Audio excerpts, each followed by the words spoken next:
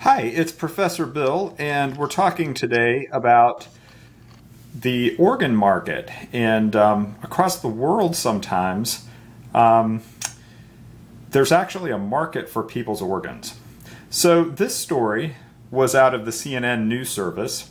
It's by Euan McKirdy, and it's from June 5th, 2016.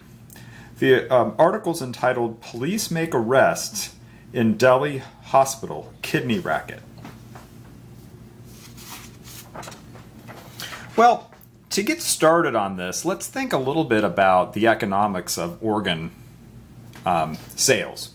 So, we're thinking particularly today of kidneys.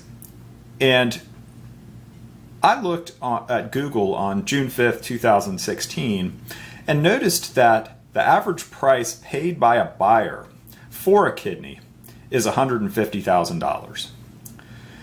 The average price that a seller received for selling his kidney or someone else's kidney was $5,000. A broker fee that's paid to a broker who finds an organ for a buyer is $1,000 low in the Philippines and a $60,000 high in Yemen. Those prices are US dollars.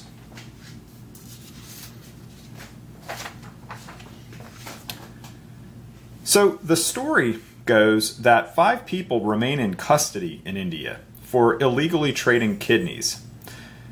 This fraud was pulled by a gang at Indraprastha Apollo Hospital in New Delhi.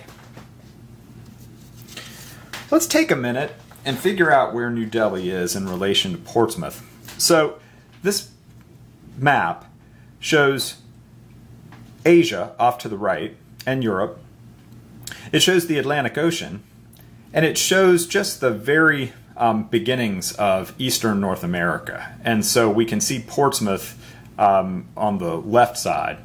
And we see a line, a dashed line, that goes 7,600 miles from Portsmouth across the Atlantic Ocean, across Europe and Asia, into Delhi, India.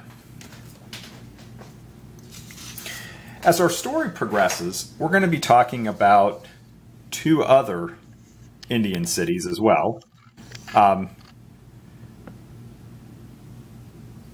Calcutta, which the modern term is Kolkata, and Madras, the modern term is Chennai. And if you're wondering about the difference between historical and modern terms, the modern terms are Indian terms, and the historical ones are British terms from when they had part of the British Empire in India.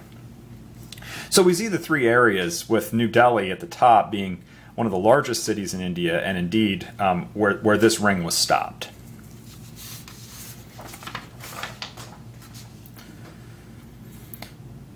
Again, other arrests happened in Calcutta and in Madras. The parent company of the hospital, Apollo Hospitals Group, denies wrongdoing. According to them, 2 arrests of these 5 that were made are for secretarial staff for private doctors. The hospital also says forged documents were used to circumvent the procedures of the hospital, and that this was an organized operation to cheat patients. It brings up some troubling questions as we leave this topic. First, how much in the way of organ transactions really goes on throughout the world? Although we don't have much of this in the United States yet, will that remain the case forever? Also, is a hospital a deep pocket in India where a lot of law is fashioned after British law, much the way it is in the United States? And is a doctor's office not a deep pocket? And it brings you to the question, is somebody trying to sue the hospital or bring charges against the hospital because they are a big pocket, even though they shouldn't be? Or is the hospital trying to push off its responsibility on doctors because the hospital would be a deep pocket? Well, these are things we can't answer today, but I hope you've enjoyed the video and the thought. and be on the lookout for a Blackboard homework that deals with this topic. Talk to you again soon. Bye.